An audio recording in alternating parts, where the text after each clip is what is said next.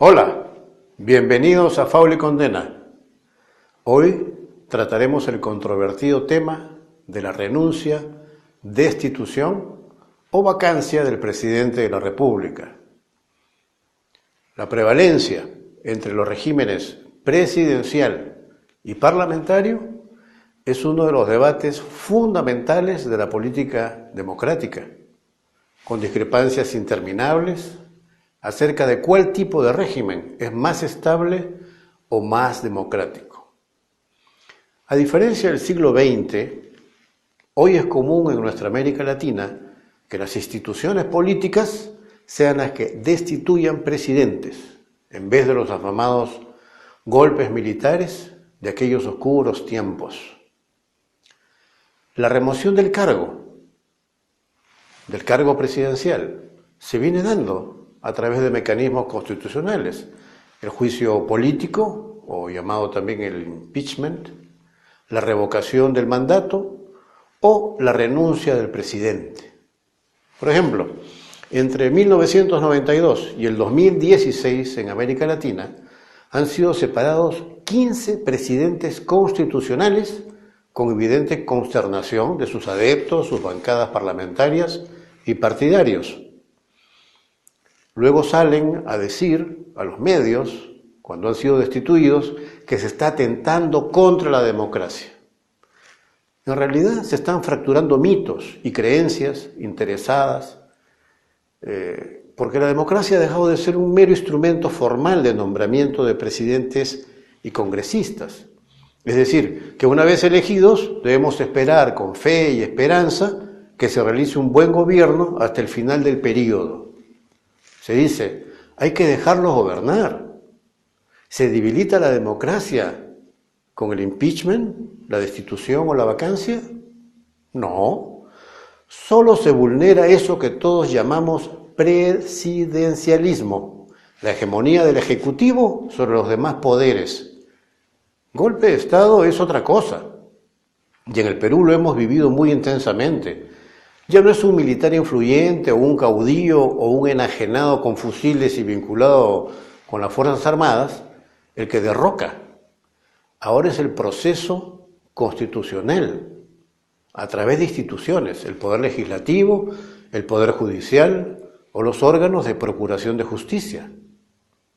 Mucho se dice sobre el presidencialismo en el continente, pero en la praxis se advierte el predominio del Poder Ejecutivo y la risible debilidad y subordinación del Congreso y los órganos judiciales, siempre en contextos autoritarios o de dictaduras asolapadas. El Congreso aparece como un fiel mayordomo, atento a lo que quiere el Poder Ejecutivo, y el Poder Judicial como una leal doméstica. ¿Queremos seguir con este mismo modelo? En nuestra región vemos una nueva marea democratizadora que duele mucho a los amantes del presidencialismo.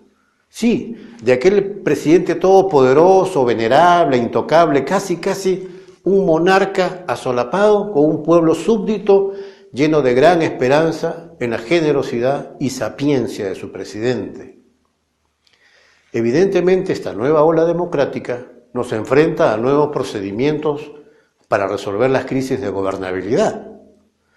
No va a bastar el cambio de gabinetes ministeriales y ya está, como la gran solución. Será más bien una tendencia constante que la gobernabilidad sea asociada con la lucha cerrada contra la corrupción y la ineficacia del gobierno. Ya no es igual la relación entre los poderes como antaño. El cambio es grosero y a veces burdo, chocante, pero no veo que se retroceda. El surgimiento de una mayor presión y vigilancia a las acciones de los gobiernos y sus administraciones es y será una constante, incómoda, pero permanente. Esta nueva democracia es mucho más conflictiva y confrontacional. Por eso, algunos sectores productivos tradicionales, los medios de comunicación, se angustian y detienen sus inversiones, frenan créditos, al ver que el Congreso, manejado por mayorías opositoras, así como el Ministerio Público u órganos judiciales, proceden a acusar, enjuiciar y sancionar a los funcionarios del más alto nivel. No advierten el cambio de paradigma. Nadie es intocable y no estamos dispuestos a que se acabe el periodo gubernamental para juzgar el rendimiento del Ejecutivo. Entonces se desvanece el tabú del poder político monárquico, autoritario, por un poder obligado a funcionar. Si no, disculpe, señor presidente, tiene usted que renunciar, si no lo vacamos o enjuiciamos. Escoja usted. Nuestra Constitución, en el artículo 113, claramente dice: la presidencia de la República vaca por muerte del presidente, por su permanente incapacidad moral o física, declarada por el Congreso, aceptación de su renuncia por el Congreso, salir del territorio nacional sin permiso del Congreso o regresar a él en un plazo mayor al fijado.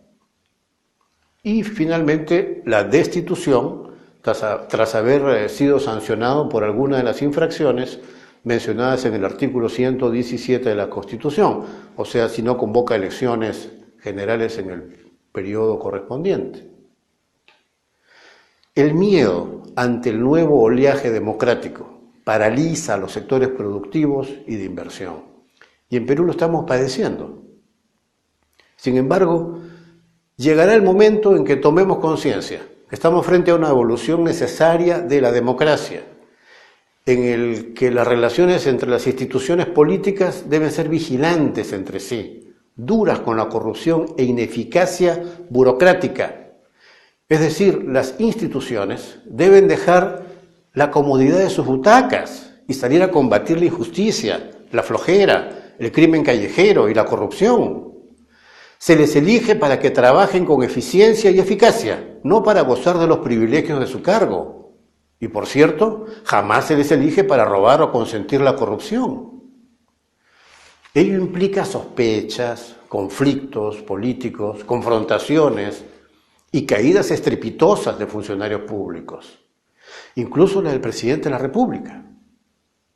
El presidencialismo decae en América Latina, en buena hora. Salgamos cuanto antes de la imagen presidencial con rasgos virreinales y de privilegios exagerados para el mundo de hoy. Recordemos que desde la época de la década de los 70, en el siglo pasado, el 40% de los presidentes constitucionales en nuestra región han sido retados por políticos civiles que hicieron de todo para que dejen sus cargos antes de finalizar su mandato. A través del juicio político, impeachment, de renuncias o destituciones. 23% de presidentes fueron destituidos y fueron reemplazados por civiles.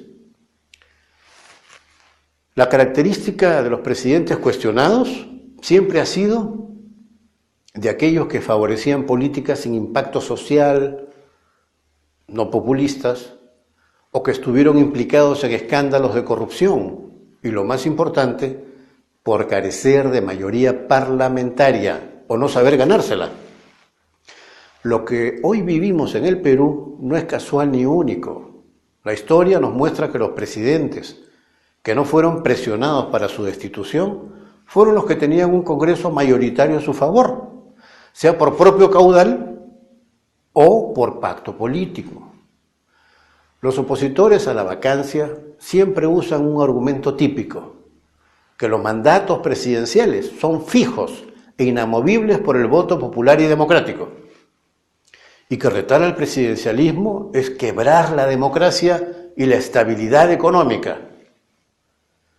Ese argumento indudablemente ya no tiene fuerza. Lo que es determinante es que el presidente y su equipo de gobierno tiene que tener muchas cualidades en el manejo político, así como en la administración pública, y por sobre todo, controlar la mayoría en el Congreso. De lo contrario, corre un alto riesgo. Fíjense que hasta el presidente Trump de los Estados Unidos tiene sus detractores que están buscando su destitución. ¿Y usted qué opina? No deje de hacer comentarios y suscribirse a nuestro canal de YouTube y a nuestra página en Facebook, que con mucho gusto serán respondidas. Hasta el próximo programa. Vengo hoy a su solicitud para enfrentar de pie y dando la cara al país una acusación falsa y ominosa.